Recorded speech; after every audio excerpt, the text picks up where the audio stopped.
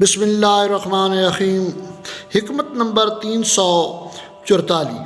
مولا فرماتے ہیں اے گروہ مردم اللہ سے ڈرتے رہو، کیونکہ کتنے ہی ایسی باتوں کی امید باندھنے والے ہیں جن تک پہنچتے نہیں، اور ایسے گھر تعمیر کرنے والے ہیں جن میں رہنے نصیب نہیں ہوتا، اور ایسا مال جمع کرنے والے ہیں جسے چھوڑ جاتے ہیں، حالانکہ ہو سکتا ہے کہ اسے غلط طریقے سے جمع کیا ہوا یا کسی کا حق دبا کر حاصل کیا ہو، اس طرح اسے بطور حرام پایا ہو اور اس کی وجہ سے گناہ کا بوجھ اٹھایا ہو، تو اس کا وبال لے کر پلٹے اور اپنے پروردگار کے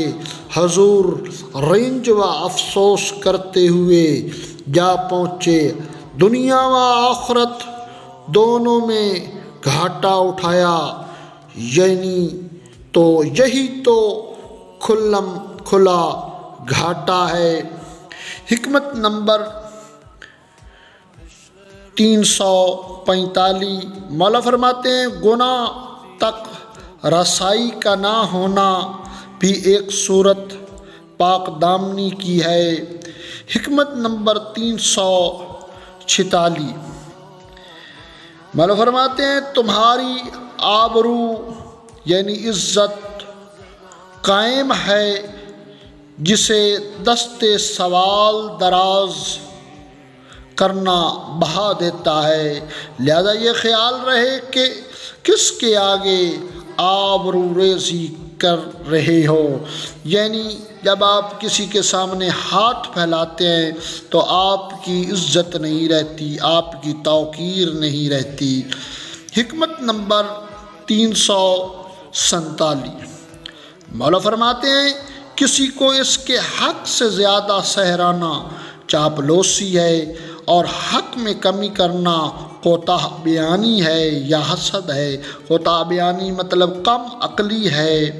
حکمت نمبر 348۔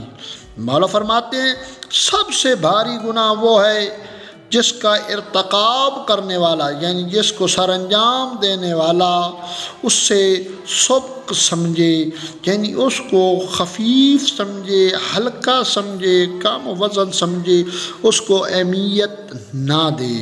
خداوند متعال ہمیں فرامین اہل بیت پر عمل کرنے کی توفیق فرمائے۔ اللہم صلی علی محمد و آل محمد۔ حیدر حیدر حیدر حیدر حیدر حیدر حیدر حیدر حیدر حیدر